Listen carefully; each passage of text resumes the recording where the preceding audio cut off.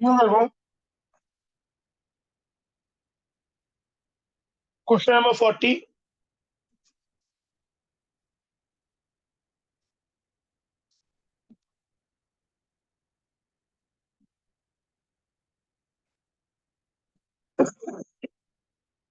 Match the reagent from column 1 which on reaction with propene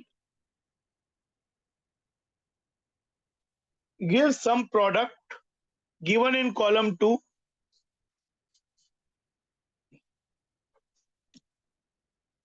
as per the codes given below। Propene की reaction है actually with these things. तो अगर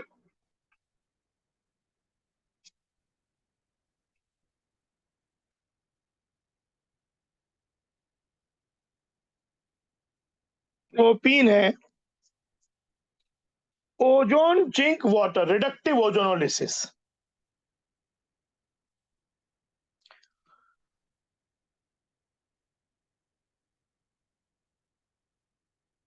ozone zinc में actually होता है ozone followed by zinc and water. Actually लिखा ऐसे होना चाहिए, ज्यादा अच्छा बेटर ये था। ठीक है, शायद ये यही कहना चाह रहे हैं, oblique this may be whatever. तो यहाँ पे डबल बॉन्ड क्लीव्ड होगा और यहाँ पे CH3CHO बन जाएगा और ये HCHO बन जाएगा। It is a case of reductive ozonolysis. Reductive ozonolysis by no stretch of imagination is a reduction reaction. Ozonolysis is an oxidation reaction. पर रिडक्टिव ओजोनोलिसिस का मतलब है कि अगर एल्डिहाइड बन रहे हैं तो वो फर्दर ऑक्सीडाइज नहीं होंगे। Aldehydes are very easily oxidisable compound to acids. यहाँ पे दोनों ही एल्डिहाइड बन रहे हैं पहले। अगर हम, क्योंकि ozone by nature is an oxidising agent, अगर हम कंट्रोल नहीं करेंगे बाय जिंक, क्योंकि क्या होगा जब ये रिएक्शन होती है हाइड्रोलाइसिस H2O2 बनता है एंड H2O2 कोई भी अगर यहाँ पे एल्डिहाइड बना है उसको ऑक्सीडाइज कर देगा कॉरस्पॉन्डिंग एसिड में। लेकिन जिंक क्या करेगा, उस H2O2 को वापस पानी में कन्वर्ट कर देगा या H2O2 नहीं बनने देगा, वॉटएवर, जिंक ऑक्साइड बनेगा। ये सेम चीज हम अचीव कर सकते हैं डाई मिथाइल सल्फाइड। ये भी बहुत बार आ जाता है। अगर हम रिडक्टिव ओजोलिसिस में इसको भी यूज कर सकते हैं तब ये डाई मिथाइल सल्फोक्साइड बन जाएगा और H2O2 नहीं बनने देगा। तो यहाँ पे आंसर हो जाएगा एसिटाल्डिहाइड एंड फॉर्मेल्डिहाइड, पहला। तो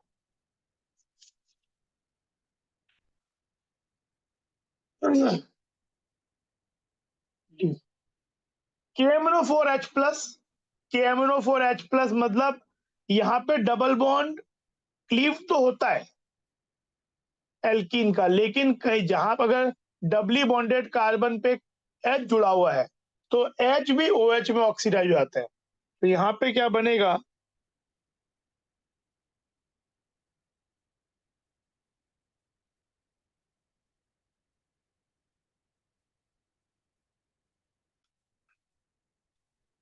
CH3 पहले ये तो बना पर H जो है ये OH बन जाएगा। तो CH3COH+ यहाँ पे बनेगा C डबल बॉन्ड O, पर दोनों H OH बन जाएंगे।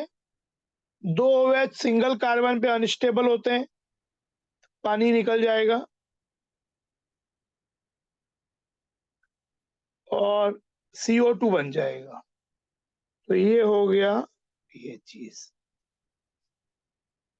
Acetic acid and CO2। Is it clear ना, समझ में आ रहा है? Yes, sir. KMnO4OH- जो है ये बेसिकली यहाँ पे एक्चुअली जैसा टेम्परेचर मेंशन कर दे तो अच्छा रहता, कोल्ड है ये। तो ये बेयर्स रिएजेंट है एक्चुअली।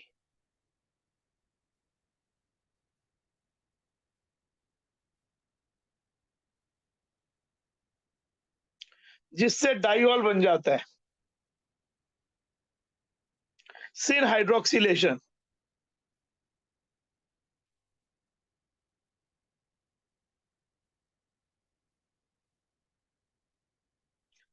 और बन जाएगा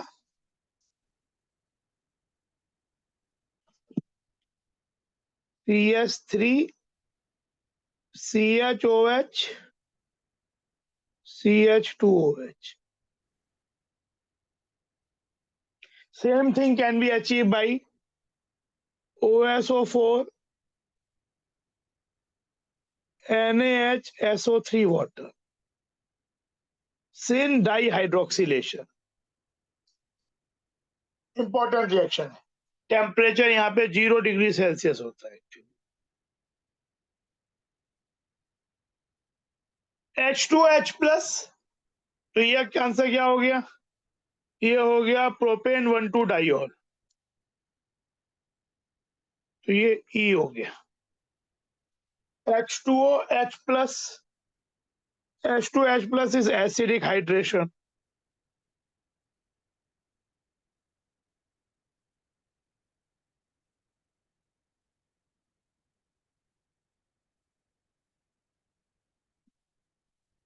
इलेक्ट्रोफिलिक एडिशन होगा, पहले H प्लस जुड़ के आइसोप्रोपाइल कार्बोनाइल बन जाएगा, फिर वाटर से वाटर न्यूक्लियोफाइल करके अटैक करेगा, फिर H प्लस निकल जाएगा, तो CH3 CHOH CH3। ये मार्कोनिकॉफ वे ऑफ एडिशन है, इलेक्ट्रोफिलिक एडिशन है, पर यहाँ पे रीअरेंजमेंट की गुंजाइश रहती है, क्योंकि ये रिएक्शन कार्बोकैटायन के थ्रू बनता है।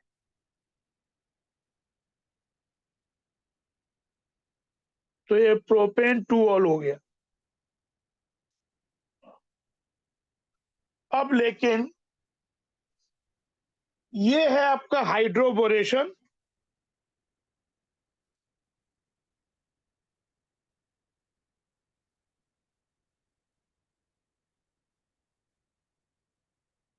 बहुत बार डिस्कस कर चुके हैं इस बात को। हाइड्रोबोरेशन ऑक्सीडेशन,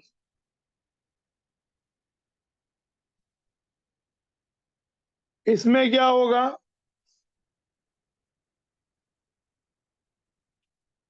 इसमें एंटी मार्कोनिकॉफ होगा विदाउट रीअरेंजमेंट, यहाँ कोई रीअरेंजमेंट और नहीं होते हैं, इसमें तो वैसे भी रीअरेंजमेंट गुंजाइश नहीं है।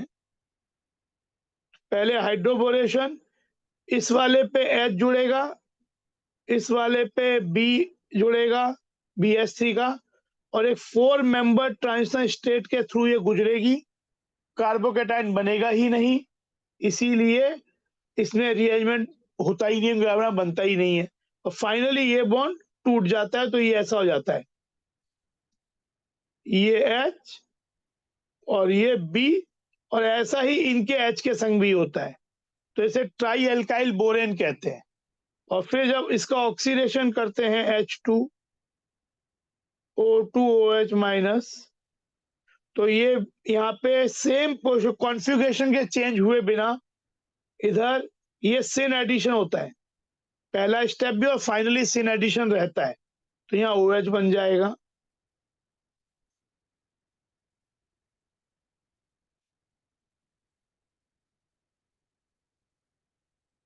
ये चीज,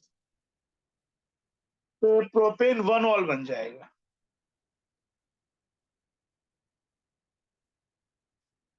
तो ये हो गई 4-5 रिएक्शन रिवाइज हो गई बेसिकली।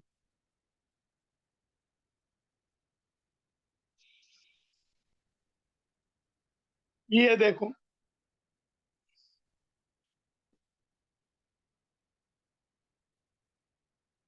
एन पेंटेन, आइसोपेंटेन और नियोपेंटेन, बॉइलिंग पॉइंट कंपैरिजन है।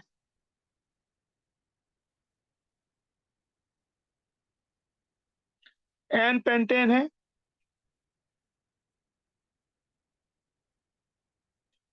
ये आइसोपेंटेन है, और neopentane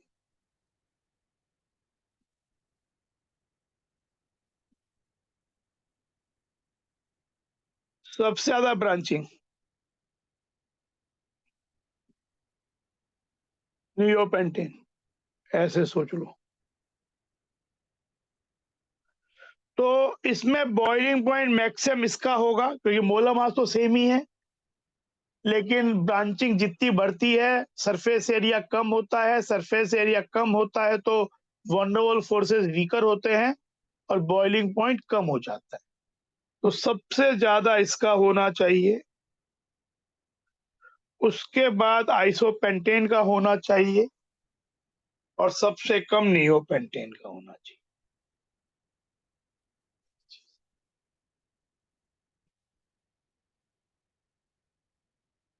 boiling point is inversely proportional to branch, proportional to molar mass, proportional to molar mass, proportional to hydrogen bonding, dipole-dipole interaction,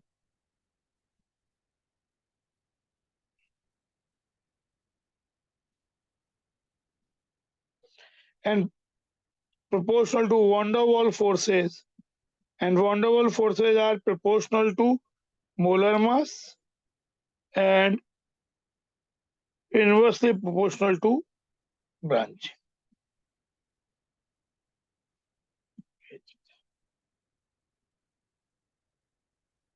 ये देखो 42, match the following reactants in column 1 with the corresponding reaction product in column 2. Benzene plus chlorine, AlCl3, is a electrophilic aromatic substitution. AlCl3 will help in making chloronium ion. AlCl4 minus बन जाएगा तो chlorobenzene,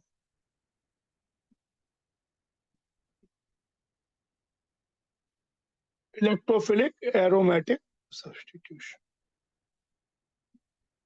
chlorobenzene D. अच्छा, लेकिन इसी में अगर इसको हम एक्सेस कर दें इस कंडीशन में, सेम कंडीशन पर ये एक्सेस कर दें तो एनसीईआरटी में रिएक्शन तो एक एक करके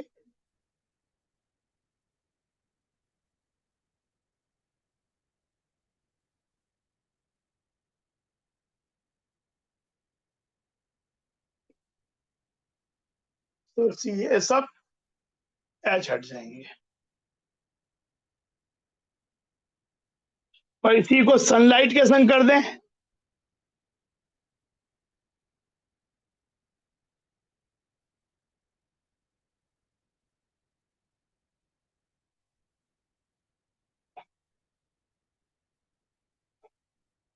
तो आपका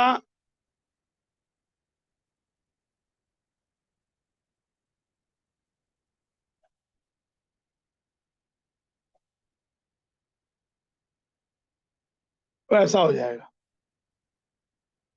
इस तरीके से। फिर ये देखो, ये फ्रीडल क्राफ्ट एल्काइलेशन है, टॉलिन बन जाएगा। ये एसाइलेशन है तो मिथाइल फिनाइल कीटोन बन जाएगा।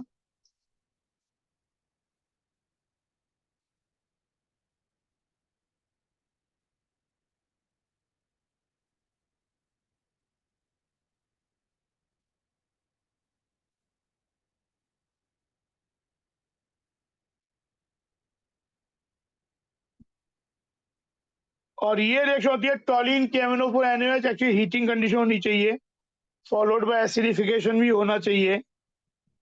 तो इनफैक्ट ये एक बहुत जनरल रिएक्शन का पार्ट है कि अगर आपके पास बेंजाइलिक एच है तो कुछ भी कितना भी बड़ा ग्रुप हो, under these condition this will change to COOH। तो ये हो गया बेंजोइक एसिड, तो इसका आंसर है ये चीज।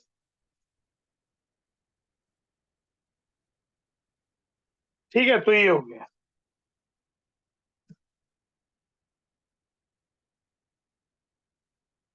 Then this one, ये समझ में आया? All clear?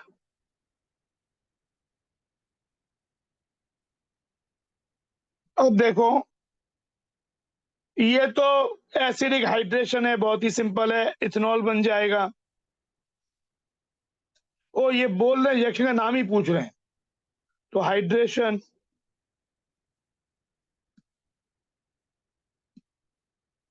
डी। ये है हाइड्रोजिनेशन, कैटालिटिक। ये है आपका हेलोजिनेशन,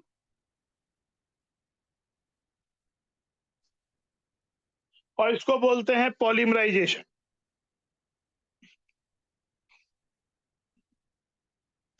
तीन मॉलिक्यूल मिलके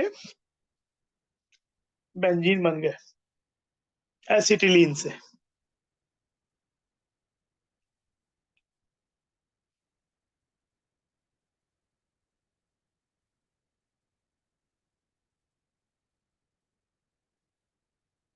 पॉलीमराइजेशन या ट्राइमराइजेशन।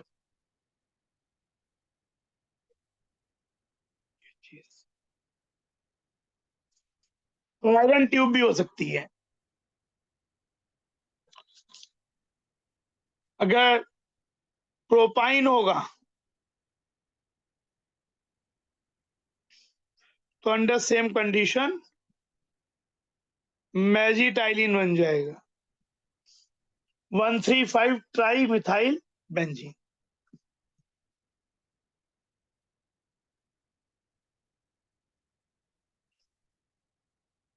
अब ये देखो,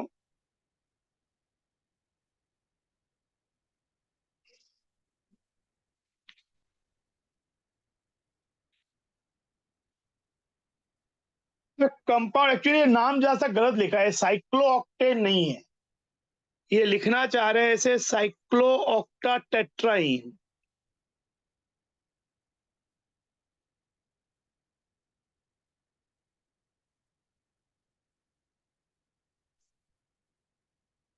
हम ये मान के चल लेते कि ये यही लिखा हुआ है, तभी क्वेश्चन का जो आंसर है उससे बात मैच होगी, वरना तो ये तो कंपाउंड का नाम ही साइक्लोऑक्टेन है। Has the following structural formula, ये वाला चीज में साइक्लिक कॉन्जुगेशन है, ऑल्टरनेट सिंगल डबल बॉन्ड, लेकिन ये प्लेनर नहीं होता है, टब शेप्ड होता है। तो इसमें साइक्लिक कॉन्जुगेशन होने के बावजूद और number of electrons multiple of 4 होने के बावजूद ये एंटी एरोमेटिक नहीं होता, ये नॉन एरोमेटिक होता है। पर इन्होंने बोला is not an aromatic compound.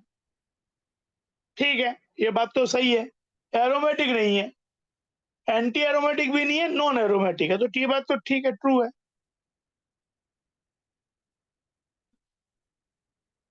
4n+2 pi electron rule does not hold good and ring is not planar, ये वाली बात भी सही है, दोनों ही सही है।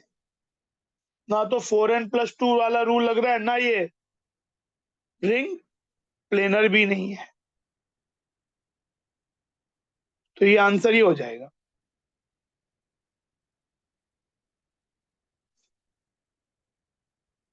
And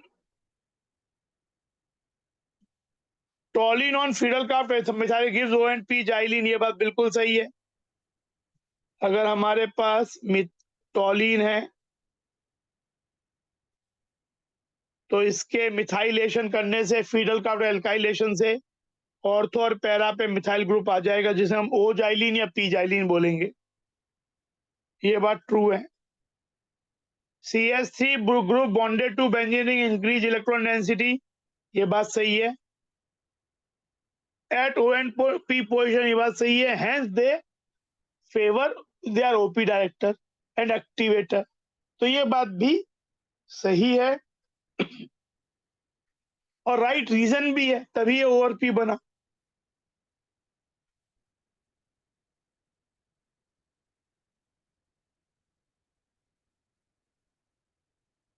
nitration of benzene with nitric acid, require the use of concentrated sulfuric acid, ये बात करेक्ट है।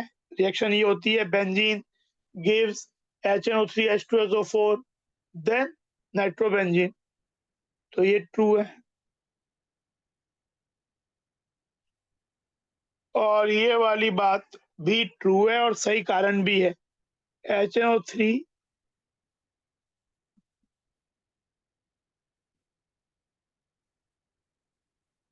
इससे बनता है, ये बेस का काम करता है, ये एसिड का, तो HSO4 माइनस प्लस यहाँ पे OH निकल जाएगा तो ये वाटर बन जाएगा और यहाँ पे NO2 प्लस बन जाएगा ये OH निकलने का।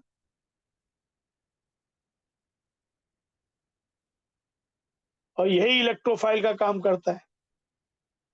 तो इसमें भी दोनों बात सही है और करेक्ट रीजनिंग भी है।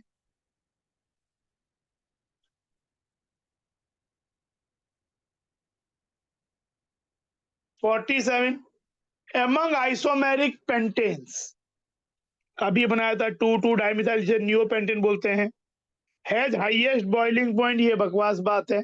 हमने देखा था कि ये तो सबसे लोएस्ट होता है, सरफेस एरिया सबसे कम हो जाती है, तो ये इनकरेक्ट है।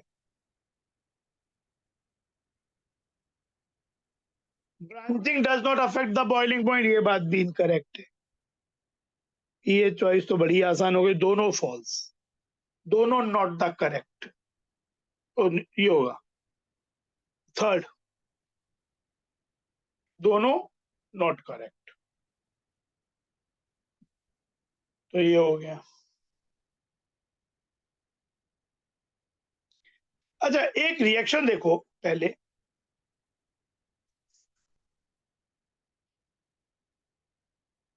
एसिडिक character of terminal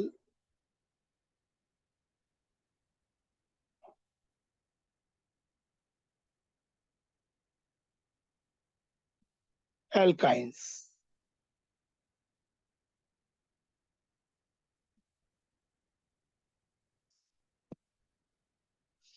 अगर जो टर्मिनल अल्काइन होते हैं इस तरीके के,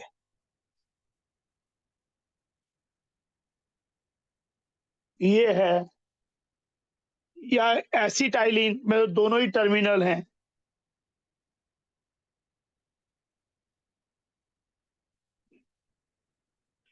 तो इस sp हाइब्रिडाइज्ड कार्बन पे जुड़े होने के कारण ये H स्लाइटली एसिडिक होता है, क्योंकि अगर C माइनस बन जाएगा तो वो relatively because of sp character stable होगा।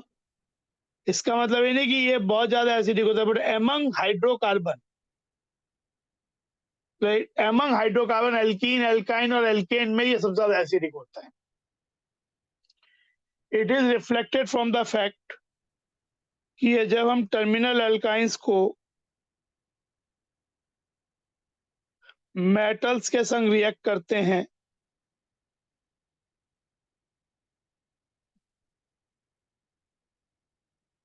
तो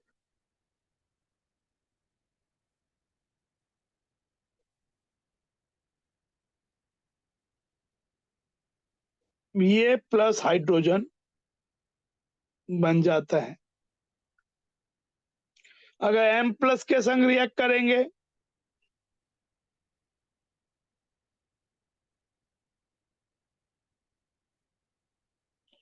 तब ऐसा बन जाता है। जैसे कुछ रिएक्शंस देखो,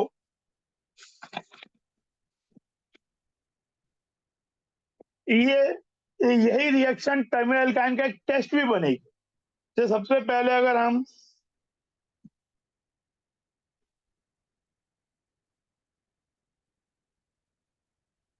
एसिटिलीन को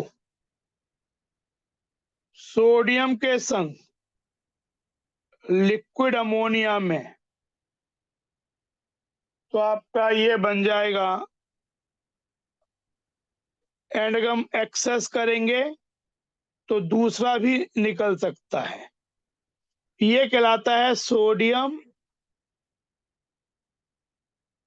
एसिटिलाइड।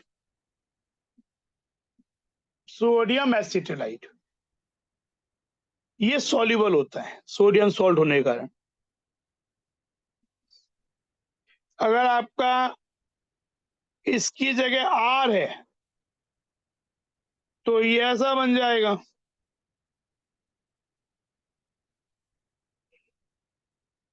इसको बोलते हैं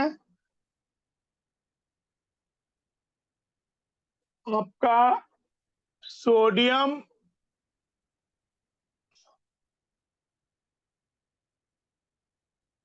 एल्काइल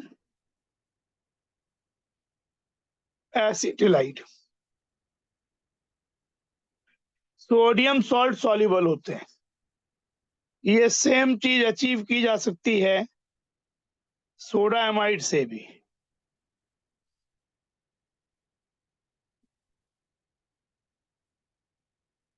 तब भी ये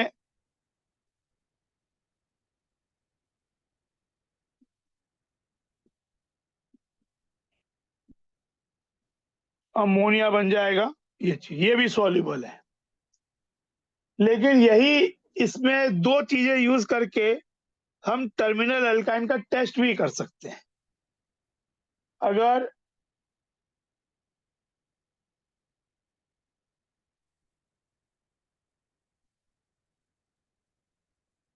इसे अमोनिकल सिल्वर नाइट्रेट के संग रिएक्ट किया जाए, इसे टॉलेंस रिएजेंट कहते हैं, then it gives white precipitate of silver alkyl acetylide plus 2 ammonium। और अगर CuNH3 twice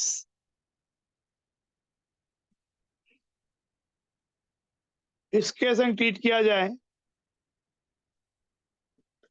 then it form the red PPT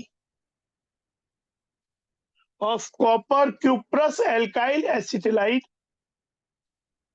plus ammonium। तो ये टेस्ट है। और इससे रिलेटेड एक रिएक्शन और भी होती है, हमने पढ़ा भी एसएन रिएक्शन में कि एक बार अगर उसके लिए हम ये, क्योंकि प्रेसिपिटेट ये वाला चीज टेस्ट के लिए यूज करते हैं, पर अगर इसे आगे कहीं यूज करना है इस चीज को, तो पहले सॉल्युबल सॉल्ट बनना चाहिए, तो सोडियम वाला बनाते हैं। तो अगर आपके पास ये वाला चीज अवेलेबल है तो इसे आर एक्स से R dash X, where this should be 1 degree और एट द मोस्ट 2 डिग्री करने से SN2 होगा, and you get terminal alkyne converts to non-terminal alkyne with a more number of carbons। तो ये चीज, तो एक ये भी इसका इंपॉर्टेंट।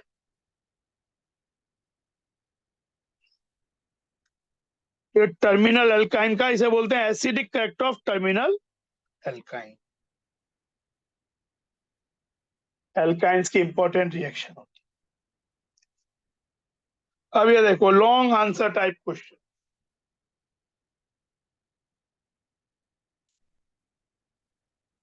पहले ये करते हैं,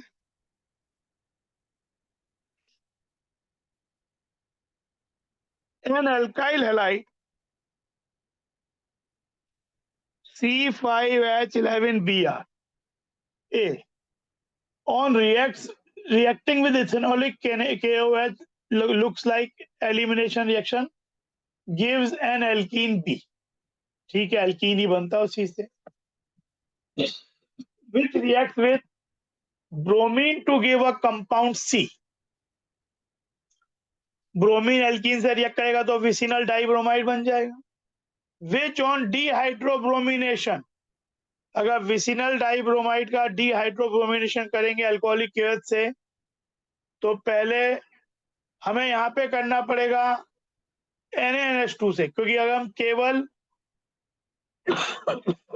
अल्कोहलिक केएच लेंगे तो एक ही HBr निकलेगा।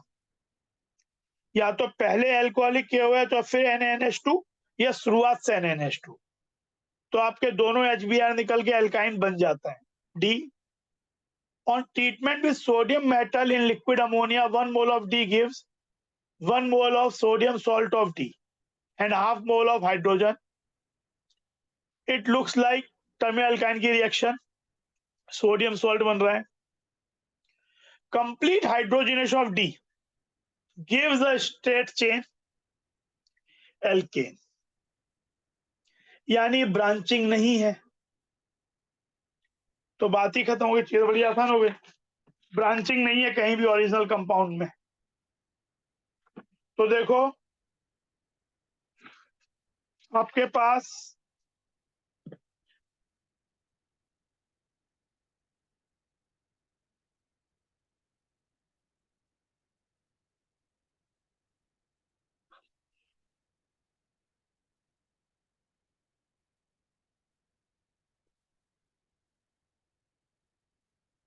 C5H11Br,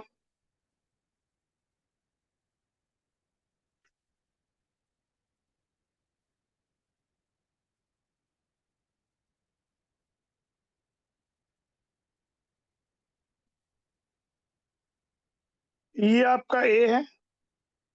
अल्कोहलिक KOH से E2 रिएक्शन होगा,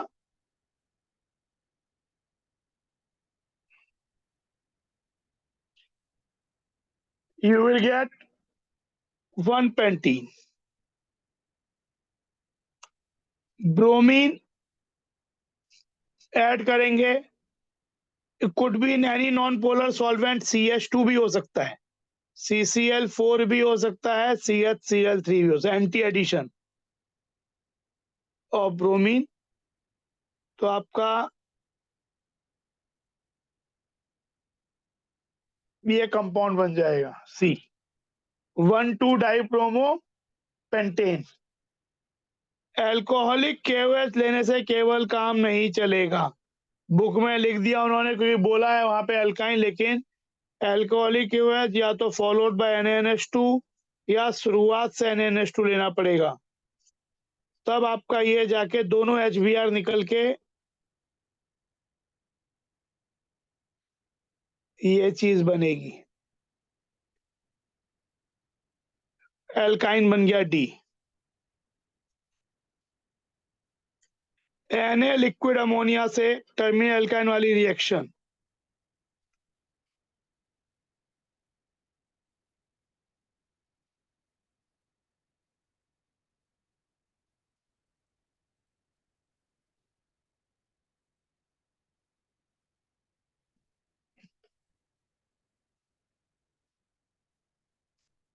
सोडियम एल्काइड बन गया, ये एल्काइन उसको कैटालिटिक हाइड्रोजनेशन कर देंगे तो ये वापस एल्केन बन जाएगा।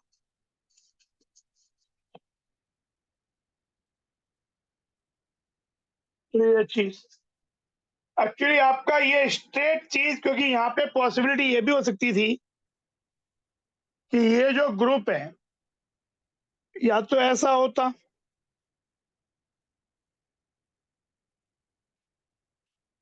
जब एल्काइन बनता है, या एल्काइन में ये तो आपका एल्काइन में क्या ब्यूटाइल है, पर यहाँ पे आपका पॉसिबिलिटी ये भी हो सकता था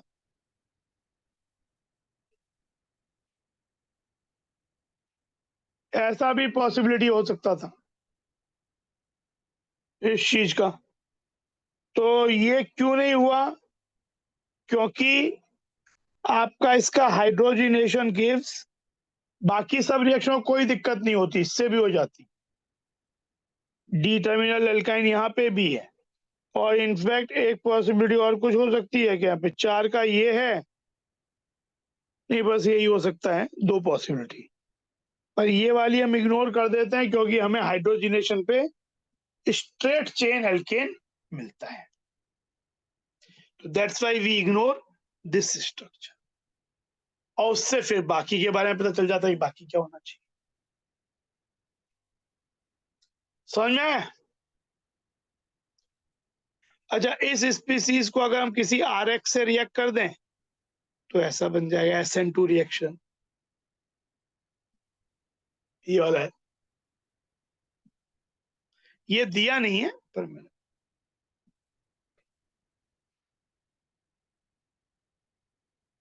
क्लियर। Yes sir. अगला चलते हैं।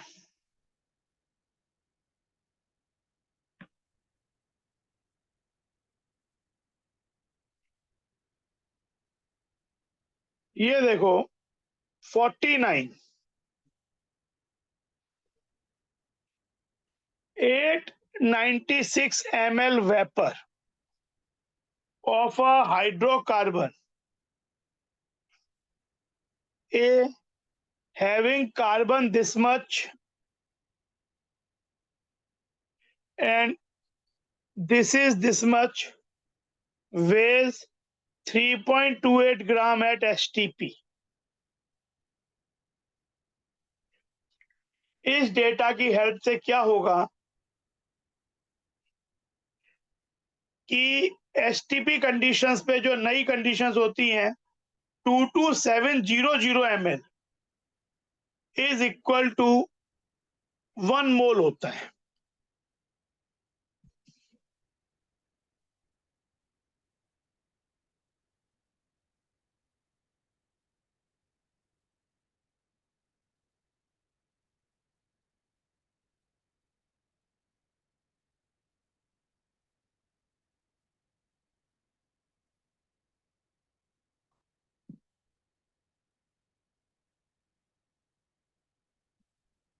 टू टू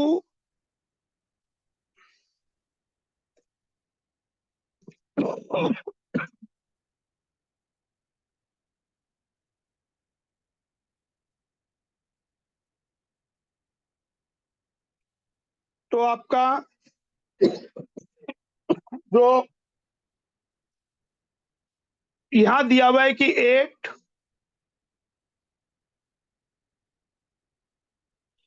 का वेट है 3.28 ग्राम, तो 22700 ml का कितना हो जाएगा 3.28 बाई 896। इसकी हेल्प से हमको ये मिल जाएगा 83.1। This should be equal to 1 mole, मतलब this should be molar mass.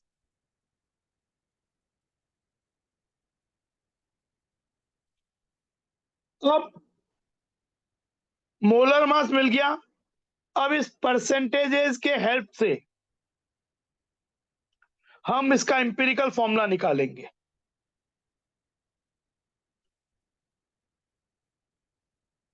Calculate empirical formula.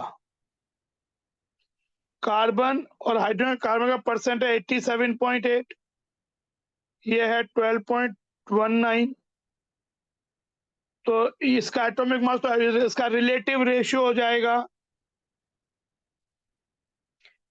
Relative molar ratio जो बोलते हैं, बाई 12। तो ये आपका हो जाएगा 7.31 के आसपास आएगा, ये 12.19।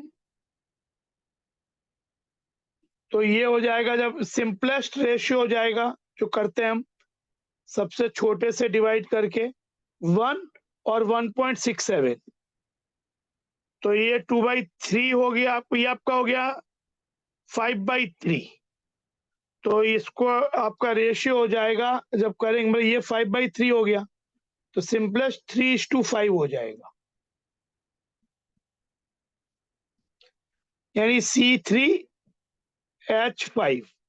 C3H5 का एम्पिरिकल मास कितना हुआ 41,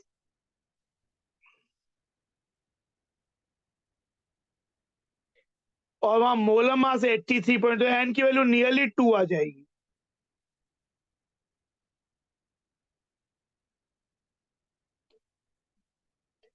तो मॉलिक्यूलर फॉर्मूला हो जाएगा C6H10, ये चीज। अब हम बाकी काम करेंगे। ये था तो हमें डेटा दिया था, ये चाहिए calculate. Hydrogenation of A gives 2 methyl pentane, ये बहुत बड़ा हिंट है। सी, पहली बात तो ये C6H10 है, तो ये एक, इसमें 2 अनसैचुरेशन है।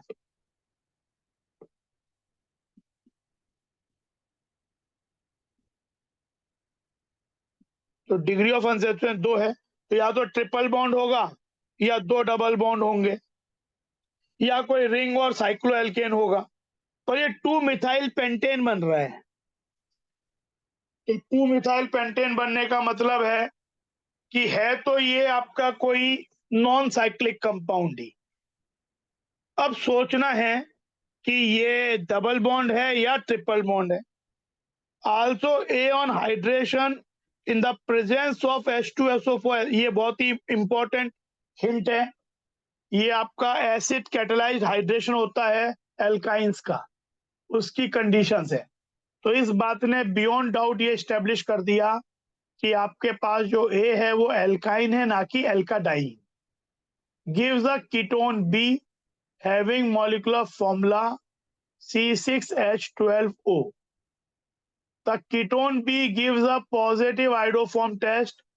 ये टर्मिनल है, जब टर्मिनल एल्क हमने पढ़ा था, मैंने बताया था आपको रिएक्शन ये वाला हाइड्रोकार्बन्स के समय, कि अगर हमारे पास इस तरीके का टर्मिनल एल्काइन है तो ये वाली रिएक्शन करने से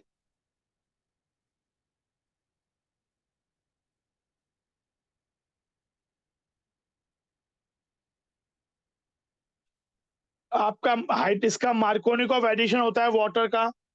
जो ज्यादा इन दोनों में स्टेबल कार्बोनाइल होगा वहां पे OH आता है, यहाँ पे H आता है, फिर टॉटोमराइज होता है। तो ये वाला चीज बन जाता है RCO।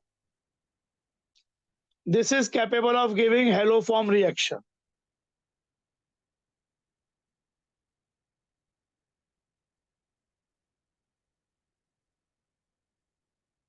पॉजिटिव आइडोफॉर्म बोल रहे हैं। फाइंड द स्ट्रक्चर, और ये 2 मिथाइल पेंटेन वहां बन रहा है। ठीक है, अब देखते हैं।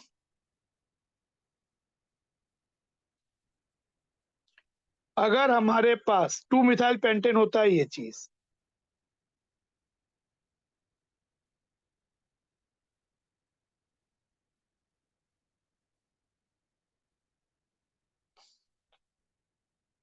अगर हमारे पास ऐसा कंपाउंड है, 2 मिथाइल पेंटेन ये नहीं है, तो ये CH2 नहीं, ये तो इससे हो गया। अब CH2C, अगर मेरा ऐसा कंपाउंड है तो इसका hydrogen catalytic hydrogenation complete will give this compound. और भी कुछ चीजें दी हैं, मेंशन किया है क्या? ठीक ही है, और तो कुछ दिया नहीं है। तो ये ए हो गया। फिर ketone B,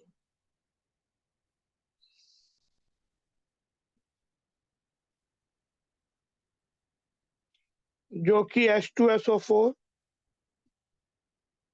HgSO4 60 degree Celsius water, काफी इंपॉर्टेंट रिएक्शन है ये वाली। ये बनेगा, जो कि अगर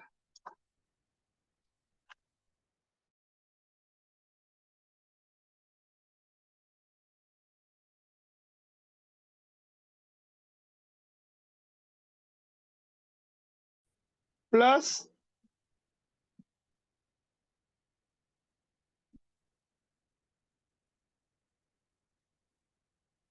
COO माइनस Na प्लस, और एसिडिफाई करने पे एसिड बन जाए corresponding.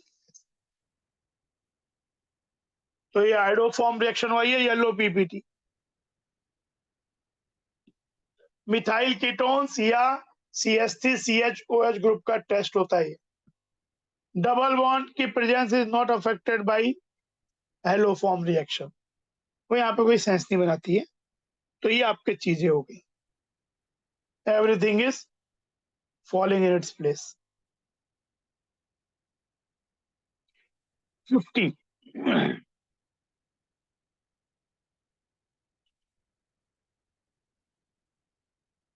An unsaturated hydrocarbon A adds 2 molecules of hydrogen and on reductive ozonolysis gives butane 1,4-diol,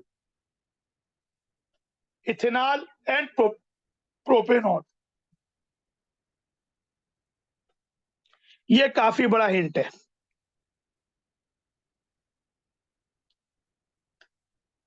अगर ये तीनों बनाए ब्यूटेन 1,4-डाइऑल,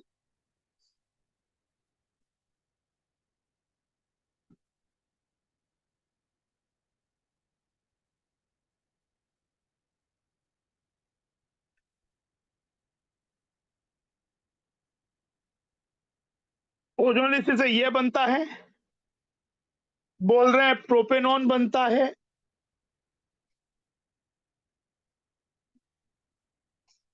और इथेनॉल बनता है रिडक्टिव ओजोनलिसिस से। ऐसे सोच लो इसको, ऐसे बना। तो देखो, ये दोनों जोड़ दो, यहाँ पे ये दोनों जोड़ दो, तो आपका जो एल्काडाइन होगा, जिसके ओजोनोलिसिस से ये बना होगा, वो हो जाएगा ये। अच्छा, क्योंकि ये सिमेट्रिक डाइऑल था तो डजंट मैटर कौन सा कहाँ पे जोड़ेंगे, अथवा इसके लिए भी दो चॉइस हो सकती थी, इसको इधर इसको इधर, पर यहाँ पे इस बात से फर्क नहीं पड़ेगा, सिमेट्रिक है ये वाला।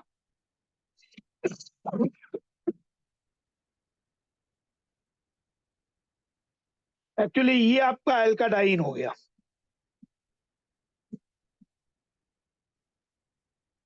अनसैचुरेटेड हाइड्रोकार्बन है जिसमें दो अनसैचुरेशन है और उसमें दो मॉलिक्यूल H2 जो है, तो आपका एल्केन बन जाएगा। इस एल्केन का नाम क्या होगा अगर बनेगा तो?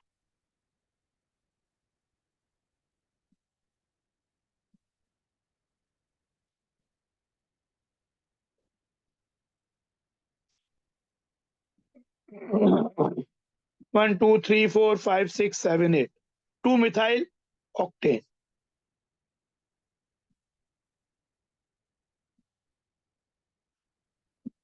To methyl octane. और रिएक्शंस तो सब लिख ही दिए हम लोग। एक लास्ट क्वेश्चन, काम खत्म करते हैं करके। In the presence of peroxide addition of HBr to propene takes place according to the anti, ये तो हम जानते ही हैं, but peroxide effect is not seen in the case of HCl and HI explain। तो देखो फिर से एक बार बताए, तो ये बात बताई हुई है, पर ये बात इंपॉर्टेंट है, तो एक बार जानने में बुराई नहीं है फिर से।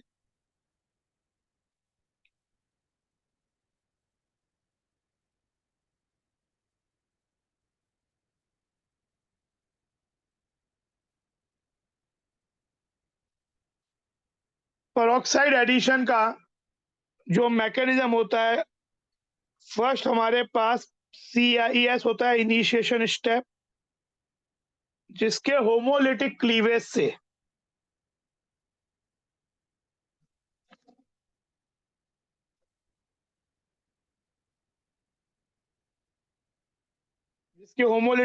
से फ्री रेडिकल बनता है। फिर ये फ्री रेडिकल HBr के संग रिएक्ट करके ROH और Br फ्री रेडिकल बनाता है। ये CIS है। CPS में दो स्टेप होते हैं, पहले वो जैसे एल्कीन हमने ये वाला माना सपोज, तो इसमें Br फ्री रेडिकल RDS में जुड़ के ज्यादा स्टेबल फ्री रेडिकल बनाता है दोनों में से, तो यहीं पे हमारा एंटी मार्कोनिकॉफ की नींव रख जाती है। और फिर दूसरे में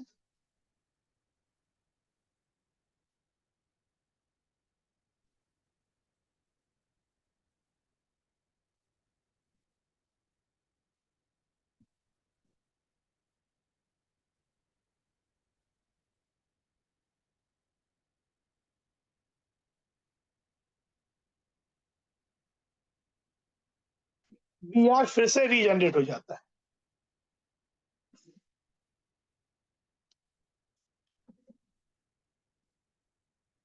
अब यहाँ पे क्या होता है कि जो CBr बॉन्ड, जैसे यहाँ पे तो ये Br का तो गई, पर इन जनरल क्या होगा, अगर यहाँ पे Cl है और HCl है तो विद HBr ओनली, क्योंकि जैसे जहां तक CCl बॉन्ड की बात, CX बॉन्ड की बात है, CF बॉन्ड सबसे स्ट्रॉन्ग है, फिर CCl है, फिर CBr है, फिर CI है। CI is a very weak bond. तो अगर हम HI लेते हैं तो पहला स्टेप एंडोथर्मिक हो जाता है, डेल्टा G पॉजिटिव हो जाता है पहले स्टेप का। और अच्छा एमंग HX सबसे आसानी से HI टूटता है, फिर HBr, फिर HCl, फिर HF। पर सेकंड स्टेप जो होता है वो HI से तो बहुत इजीली होगा, HBr से भी होगा, लेकिन विद HCl और HF ये एंडोथर्मिक हो जाता है, इसका डेल्टा G पॉजिटिव हो जाता है। अब पहला स्टेप HI के संग एंडोथर्मिक हो जाता है, डेल्टा G भी पॉजिटिव हो जाता है इसका। तो केवल HBr एक ऐसा चीज बचता है जिसके दोनों स्टेप एक्सोथर्मिक होते हैं, थर्मोडायनेमिकली फेवरेबल होते हैं, और दोनों स्टेप के डेल्टा G नेगेटिव होते हैं। With HF and HCl, second step becomes thermodynamically unfavorable, and with HI, first step becomes thermodynamically unfavorable। ये बात लिख लो कि ये दोनों स्टेप में with HI पहला स्टेप थर्मोडायनेमिकली अनफेवरेबल हो जाता है,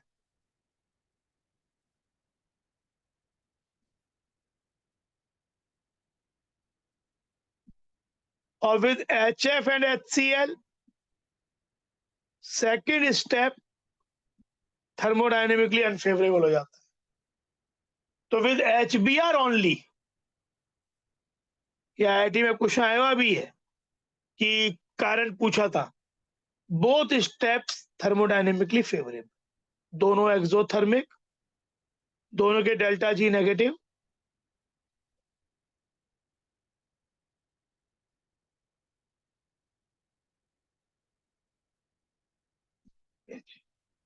तो ये आंसर इसका हो गया।